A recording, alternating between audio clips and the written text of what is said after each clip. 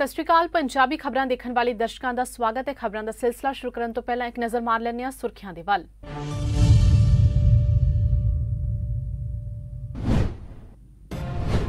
लखीमपुर खीरी कांड नूं लैके कांग्रेस के वफद ने राष्ट्रपति नाल कीती मुलाकात। केंद्रीय गृह राज्य मंत्री अजय कुमार मिश्रा की बर्खास्तगी की कीती मंग।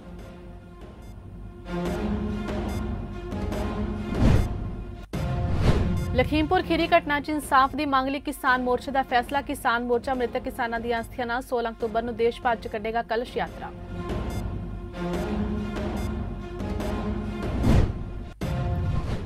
G20 सम्मेलन च प्रधानमंत्री नरेंद्र मोदी का वड्डा बयान, कहा अफगानिस्तान ना बने अतवाद का सोमा।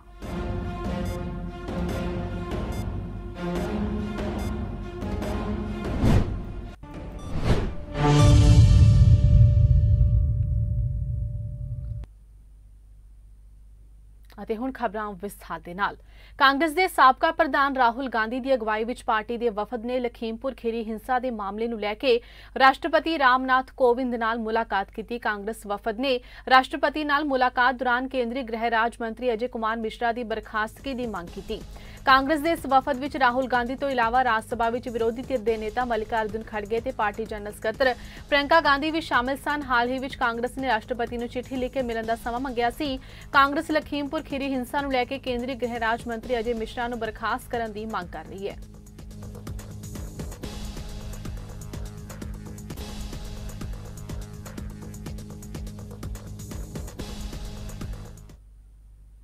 तीन खेती कानूनां नूं रद्द कराउण दी मंग नूं लैके अंदोलन कर रहे किसानां ने मंगलवार नूं अरदास दिवस मनाया। इस मौके लखीमपुर खीरी च मारे गए 4 किसानां ते एक पत्रकार दी आत्मा दी शांति लई अरदास हुई। किसानां ने इस दौरान भाजपा सरकार ते दोष लाउंदियां कहा कि इस सरकार विच ना तां किसान सुरक्षित ने ते ना ही जवान। संयुक्त किसान मोर्चे दा कहना है कि लखीमपुर खीरी च मारे गए किसानां दी याद विच 16 अक्तूबर नूं कलश यात्रा कड्ढी जावेगी। मृतक किसानां दीआं अस्थियां नाल कलश यात्रा देश भर विच कड्ढी जावेगी तां जो लोकां नूं जागरूक कीता जा सके। इन्ना ही नहीं, किसान 18 अक्तूबर नूं देश भर विच रेल रोको अंदोलन भी कर रहे हैं। अंदोलनकारी किसानों ने एक बार फिर कहा कि अंदोलन उदों तक जारी रहेगा जब तक केंद्र सरकार तीनों खेतीबाड़ी कानून रद्द नहीं करती। दसणयोग है कि करीब 10.5 महीनों तो देश की राजधानी दिल्ली दी सरहदां ते किसान अंदोलन कर रहे हैं, पर सरकार ते किसान आगुआं दरमियान 11 दौर की गलबात दौरान कोई हल नहीं निकलिया सी।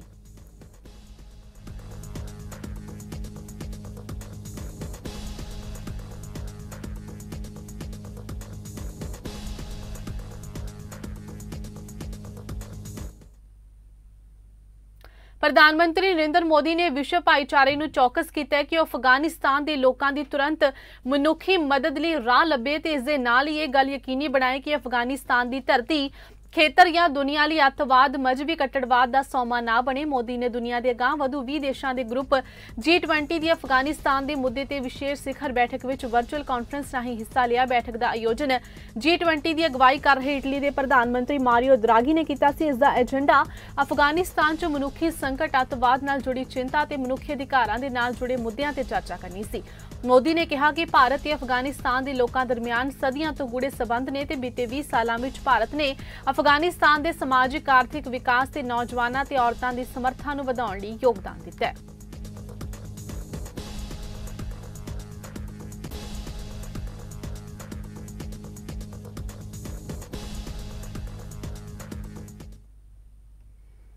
साबका प्रधानमंत्री मनमोहन सिंह नूं बुखार की शिकायत तो बाद एम्स दिल्ली विच दाखिल करवाया गया। साल 2004 तो 2014 तक पीएम रहे मनमोहन सिंह इस साल कोरोना वायरस तो पीड़ित हो गए सन। उन्होंने 19 अप्रैल नूं कोरोना पॉजिटिव होने तो बाद एम्स के ट्रॉमा सेंटर विच दाखिल करवाया गया। इस तो बाद 29 अप्रैल नूं उन्होंने एम्स के ट्रॉमा सेंटर तो छुट्टी मिल गई सी। उन्होंने उम्र 88 साल है ते उन्होंने शुगर की भी बीमारी है।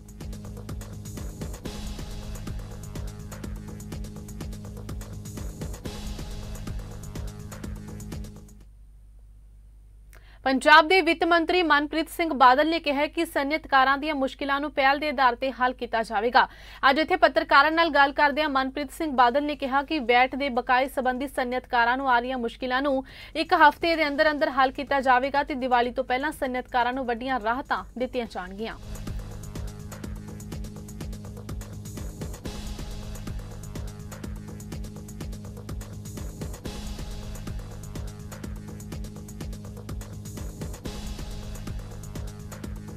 मेरा अज लुधियाने आने का यही मकसद सी कि ये सारे जिहड़े मामलात है जिहड़े पंजाब दी इंडस्ट्री नूं पंजाब दी इंडस्ट्री तेज़ी नाल वध सके, कारोबार दा पहिया तेज़ी नाल चल सके, कारखाने दियां उदास चिमनियां च एक वारी धुआं फेर निकल सके और जिहड़ियां बहारां पंजाब तो रुस के चलियां गईयां सी वो बहारां पंजाब दे विच एक वारी फेर लौट के आउण।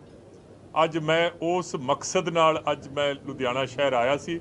शुरुआत लुधियाने तो है और अगले हफ्ते दे विच सारे पंजाब दे मेजर इंडस्ट्रीयल ते ट्रेडिंग सेंटर्स दे विच जाके और दिवाली तो पहला चाहे वो OTS की शक्ल दे विच या किसी कंसैशन की शक्ल दे विच या इंटरप्रिटेशन की शक्ल दे विच, ताकि इंडस्ट्रीज़ जिहड़ा पंजाब की इंडस्ट्री है, सनअतकार है, कारोबारी व्यापारी है, और मैं समझदा कि जे व्यापार है तो सरकार है, जे पंजाब का दिल धड़कदा है, चाहे वो इंपलॉयमेंट के एतबार ना कह दिए या वो टैक्स रेवन्यूज़, तो वो मेजर कॉन्ट्रीब्यूशन जी इंडस्ट्री की है और जिन्हों अंग्रेजी कहते हैं ease of doing business.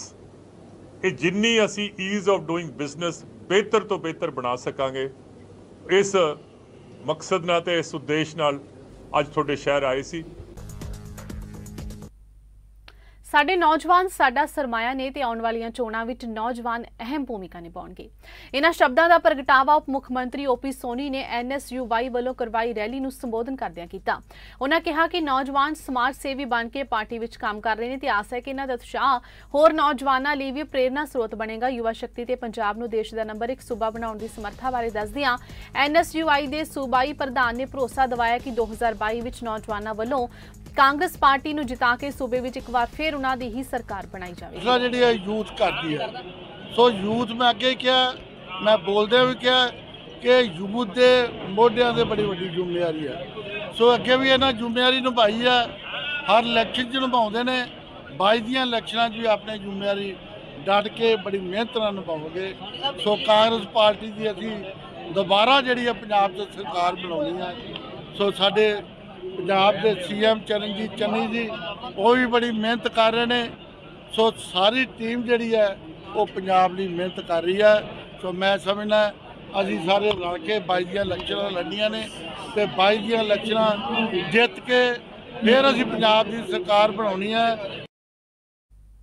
Punjab सरकार वालों अज पंजाब पुलिस अधिकारियों के तबादले किए गए हैं, जिस विच 13 SSP सने 36 IPS ਤੇ 14 PPS अधिकारी शामिल ने। हरचरण सिंह भुल्लर ਨੂੰ ਪਟਿਆਲਾ ਦਾ ਨਵਾਂ SSP ਲਗਾਇਆ ਗਿਆ। ਦੱਸ ਦਈਏ ਕਿ ਇਸ ਤੋਂ ਪਹਿਲਾਂ ਹੀ ਪੰਜਾਬ ਸਰਕਾਰ ਦੇ ਹੁਕਮਾਂ ਤੇ DGP ਇਕਬਾਲਪ੍ਰੀਤ ਸਿੰਘ ਸਹੋਤਾ ਵੱਲੋਂ 3 DSP ਰੈਂਕ ਦੇ ਅਧਿਕਾਰੀਆਂ ਦੇ ਤਬਾਦਲੇ ਕੀਤੇ ਗਏ ਸਨ, ਜਿਨ੍ਹਾਂ 'ਚ Bharpur Singh DSP crime against woman and children Malerkotla, Pawanjit Singh ACP detective 2 Ludhiana, William ਜੈਜੀ DPSD ਮਲੇਰਕੋਟਲਾ ਦੇ ਨਾਮ ਸ਼ਾमिल ਨੇ।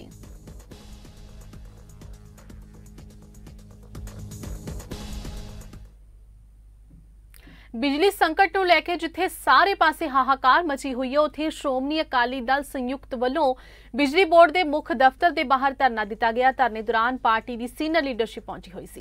ਇਸ ਦੌਰਾਨ ਸਾਬਕਾ ਵਿੱਤ ਮੰਤਰੀ ਤੇ ਵਿਧਾਇਕ ਪਰਮਿੰਦਰ ਸਿੰਘ ਢੀਂਡਸਾ ਨੇ ਕਿਹਾ ਕਿ ਅੱਜ ਜੋ ਬਿਜਲੀ ਦਾ ਸੰਕਟ ਛਾਇਆ ਹੋਇਆ ਉਸ ਲਈ ਮਾੜੀਆਂ ਸਰਕਾਰਾਂ ਜ਼ਿੰਮੇਵਾਰ ਨੇ। ਉਹਨਾਂ ਕਿਹਾ ਕਿ ਬਿਜਲੀ ਸੰਕਟ ਦੇ ਚੱਲਦਿਆਂ ਕਿਸਾਨਾਂ ਨੂੰ ਆਪਣੀਆਂ ਕੀਤੀ ਫਸਲ ਲਾਉਣ ਲਈ ਬਿਜਲੀ ਦੀ ਉਡੀਕ ਕਰਨੀ ਪੈ ਰਹੀ ਹੈ ਤੇ ਲੰਬੇ ਕੱਟਾਂ ਨਾਲ ਉਹਨਾਂ ਨੂੰ ਹੋਰ ਵੀ ਮਦਹਾਲੀ ਦਾ ਸਾਹਮਣਾ ਕਰਨਾ ਪੈ ਰਿਹਾ ਹੈ। ਇਸ ਦੇ ਨਾਲ ਹੀ ਉਹਨਾਂ ਕਿਹਾ कि सारिਆਂ ਨੂੰ ਇਕਜੁੱਟ ਹੋ ਕੇ ਪੰਜਾਬ ਦਾ ਭਲਾ ਕਰਨਾ ਚਾਹੀਦਾ ਹੈ। ਜੇ ਕੈਪਟਨ ਅਮਰਿੰਦਰ ਸਿੰਘ ਨਾਲ ਅਜੇ ਪਾਰਟੀ ਦੀ ਕੋਈ ਗੱਲ ਵੀ ਨਹੀਂ ਹੋਈ, ਆਉਣ ਦੇ ਉਤਸੁਕ ਨੇ ਤਾਂ ਉਹ ਆ ਸਕਦੇ ਨੇ। 28 दिन हो गए ਜਿਹੜੇ ਬਿਜਲੀ ਬੋਰਡ ਦੇ ਜਿਹੜੇ ਕੁਝ ਵਰਕਰ ਸਾਹਿਬਾਨ ਨੇ ਉਹ ਚੜੇ ਹੋਏ ਨੇ, ਪਰ ਮੰਗਾਂ ਮੰਨੀਆਂ ਨਹੀਂ ਜਾ ਰਹੀਆਂ। ਸੋ ਅਸੀਂ ਗੱਲਬਾਤ ਕਰਦੇ ਹਾਂ ਸਾਬਕਾ ਖਜ਼ਾਨਾ ਮੰਤਰੀ ਪਰਮਿੰਦਰ ਸਿੰਘ ਢੀਂਡਸਾ ਜੀ ਦੇ ਨਾਲ। ਢੀਂਡਸਾ ਸਾਹਿਬ ਕੀ ਕਹਿਣਾ ਚਾਹੁੰਦੇ ਹੋ? 28 ਦਿਨ ਹੋ ਗਏ ਲਗਾਤਾਰ ਉੱਪਰ ਚੜੇ ਪਏ ਨੇ, ਸਰਕਾਰ ਵੱਲੋਂ ਕੋਈ ਵੀ ਅਜੇ ਤੱਕ ਜਿਹੜਾ ਐਕਸ਼ਨ ਨਹੀਂ ਲਿੱਤਾ ਗਿਆ, ਕੀ ਸਮਝਦੇ ਹੋ? देखो मैं ये समझदा भी इन्हां दी जायज़ बड़ी मंग बड़ी जायज़ है, मनी जानी चाहिए। असीं इन्हां नूं विश्वास दिवाया भी मैनीफेस्टो अपनी पार्टी दे विच इन्हां दी ये मंग नूं असीं रखांगे, विधान सभा 'च मुद्दा चक्कांगे।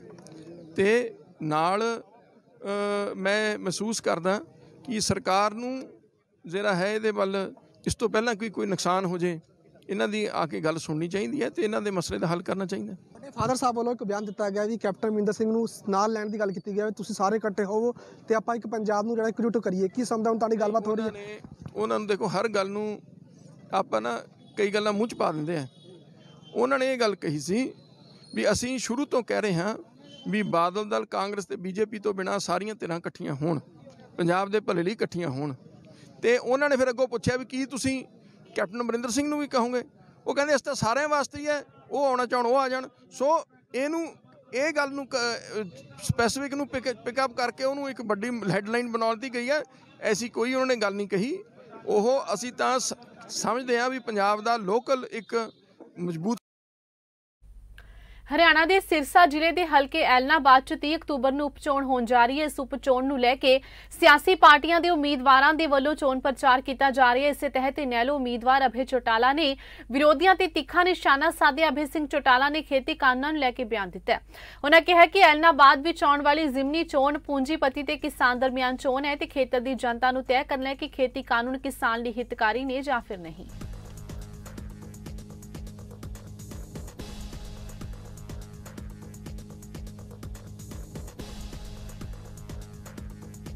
सीएम ने इस एलनाबाद हल्के में हजारों करोड़ रुपए की घोषणाएं करी थी, क्या उनमें से कोई एक भी पूरी हुई है?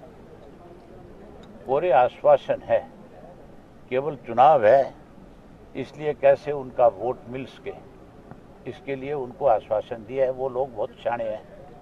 जो बिरानी एरिया का व्यक्ति है ना, उसको सबसे ज़्यादा समझ है, क्योंकि उसने बहुत तकलीफ़ें झेली हैं। उसने काल भी देखे हैं, उसने सूखा भी देखा है, उसको पता है कैसे समय काटने देने। आश्वासन के ऊपर आंदोलन तो मेरे ख्याल खत्म नहीं हुआ, आप ये भी पता करना। आज भी लोग बैठे हैं वहाँ पे। मुझे जो जानकारी है, मेरे ख्याल आंदोलन वो खत्म नहीं हुआ। क्योंकि इसलिए नहीं हुआ कि जब वो उस पर वर्चुअल जब उनको आश्वासन चोपड़ा दे रहा था तो फिर उस वक्त चोपड़ा उसको म्यूट करना भूल गया और ऐसी भाषा का प्रयोग किया जिससे किसानों में उसी वक्त नाराजगी आई। पंजाब सरकार ने किसानों ते पराली साड़न ते पाबंदी लाई है। जिला बठिंडा के पिंड दियोन विखे किसानों ने पाबंदी नूं छिक्के ते टंग के पराली नूं अग लाई है। किसानों ने कहा कि ना तो अज तक सानू कोई सरकार ने संद मुहैया करवाई नहीं ते ना ही कोई मुआवजा या सबसिडी दी है, फिर साडे कोल साड़न तो सिवा कोई होर चारा नहीं है।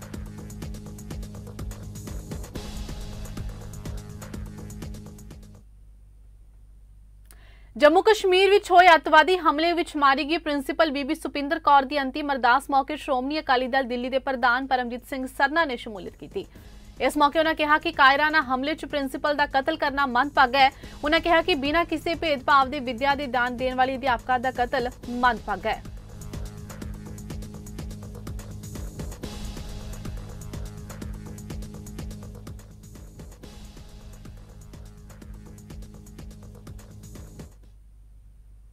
जम्मू कश्मीर च होए अतवादी हमले च मारी गई प्रिंसीपल बीबी सुपिंदर कौर की अंतिम अरदास विच जागो पार्टी के कौमांतरी प्रधान मनजीत सिंह जी के शामिल हुए। इस मौके श्रद्धांजलि के फुल भेंट करदियां उन्होंने अपने विचार रखे। इस मौके उन्होंने कहा कि हमलावरां ने इंसानियत का कतल किया है।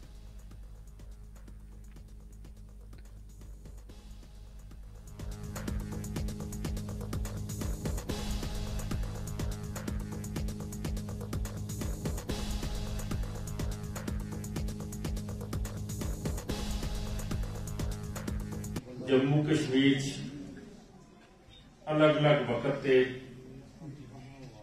सिख कौम नाल जदों भी तशद्दद होया, चिट्टी सिंहपुरा की गल की सारियां ने, मैनूं अज भी याद है सोमवार के दिन होया सी। बुधवार सवेरे असीं इत्थे पहुंच गए सां, सोमवार रात नूं शायद लेट होया सी।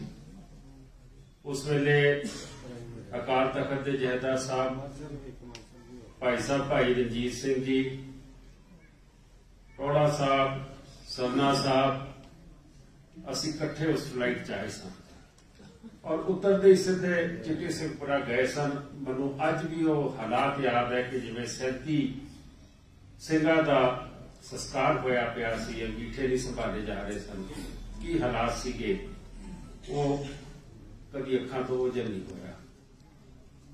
समय समय सिर ये तशद्दद ने रंग बदले, कदी बच्चियां नाल, कदी किसे नाल। और अज का जिहड़ा वाकया है कि साडी निकी भैन प्रिंसीपल जिहड़ा गुरु नानक साहब के दसे हुए राह ते गुरु ग्रंथ साहब के दसे हुए राह ते चलते हुए विद्या विचारी ता परोपकारी, विद्या का दान उत्तम दान है, और उन्हें ये नहीं देखा कि किसी धर्म को दिता जा रहा है, इंसानियत को दिता जा रहा है। लेकिन इंसानियत के दुश्मनों ने जो हरकत की थी, मैं समझदा कि उसने सब दे दिलों च बहुत बड़ा जख्म दिता है। जे जम्मू कश्मीर की बच्चियां असी हिंदुस्तान के कोने कोने जो महफूज उन्होंने घर पहुंचा सकते हैं, जे साडे बुजुर्गों ने 200 साल पहले गजनी और अब्दाली आर्गियां तो हिंदुस्तान की धीआं नूं बचा के उन्होंने घर पहुंचाया, तो किसी को दसन की लोड़ नहीं कि सिख कौम किन्हां आशियां दे उत्ते किन्हां कदरां दे उत्ते पहरा दिंदी है। जो घाटा इस परिवार नूं होया, मैं आप समझ सकता कि मेरे पिता का कतल होया सी, मेरे उत्ते भी जानलेवा हमले हो चुके, लेकिन अपने कौज लई अपने इष्ट लई कौम की चढ़ती कला वास्ते एक कौम हमेशा तत्पर रहती है। ढींडसा साहब इत्थे बैठे ने, ढींडसा साहब मैं चाहूंगा कि मेरी पार्टी अलग है, तुहाडी अलग है, सरना साहब की अलग है, लेकिन गुरु साडा एक है। ये सानू इकट्ठे होकर सरकार को मजबूर करना पड़ेगा कि जेड़े इत्थों भज गए कश्मीरी पंडित, उन्होंने बगैर मंगे सब कुछ दिता जाता है। ਅੰਮ੍ਰਿਤਸਰ ਦੇ ਥਾਣਾ ਸੀ ਡਿਵੀਜ਼ਨ ਦੇ ਬਾਹਰ ਕੁਝ ਲੋਕਾਂ ਨੇ ਲਾਸ਼ ਰੱਖ ਕੇ ਰੋਸ ਪ੍ਰਦਰਸ਼ਨ ਕੀਤਾ। ਮ੍ਰਿਤਕ ਰਿਸ਼ਤੇਦਾਰਾਂ ਦਾ ਕਹਿਣਾ ਹੈ ਕਿ ਉਹਨਾਂ ਦੇ ਬੇਟੇ ਦੀ ਐਕਸੀਡੈਂਟ ਦੇ ਵਿੱਚ ਮੌਤ ਹੋ ਗਈ ਹੈ, ਪਰ ਪੁਲਿਸ ਪ੍ਰਸ਼ਾਸਨ ਵੱਲੋਂ ਦੋਸ਼ੀਆਂ ਖਿਲਾਫ ਕੋਈ ਕਾਰਵਾਈ ਨਹੀਂ ਹੋ ਰਹੀ, ਇਸ ਲਈ ਉਹ ਲਾਸ਼ ਨੂੰ ਥਾਣੇ ਦੇ ਬਾਹਰ ਰੱਖ ਕੇ ਰੋਸ ਪ੍ਰਦਰਸ਼ਨ ਕਰਨ ਨੂੰ ਮਜਬੂਰ ਨੇ। ਮ੍ਰਿਤਕ ਨੌਜਵਾਨ ਦਾ ਨਾਂ ਜੋਬਨਜੀਤ ਸਿੰਘ ਸੀ ਤੇ ਆਟੋ ਚਲਾਉਂਦਾ ਸੀ। 3 ਦਿਨ ਪਹਿਲਾਂ ਉਸਦੇ ਆਟੋ ਦਾ ਇੱਕ ਗੱਡੀ ਨਾਲ ਹਾਦਸਾ ਹੋ ਗਿਆ ਸੀ, ਜਿਸ ਵਿੱਚ ਜੋਬਨਜੀਤ ਬੜੀ ਬੁਰੀ ਤਰ੍ਹਾਂ ਜ਼ਖਮੀ ਹੋ ਗਿਆ ਤੇ ਉਸਦੀ ਲੱਤ ਦੀ ਹੱਡੀ ਵੀ ਟੁੱਟ ਗਈ ਸੀ। ਉਸ ਨੂੰ ਹਸਪਤਾਲ ਦਾਖਲ ਕਰਵਾਇਆ ਗਿਆ, ਪਰ ਪੈਸੇ ਹੱਥੋਂ ਉਸ ਦਾ ਇਲਾਜ ਨਹੀਂ ਹੋ ਸਕਿਆ, ਜਿਸ ਦੇ ਚੱਲਦੇ ਉਹਦੀ ਮੌਤ ਹੋ ਗਈ ਹੈ।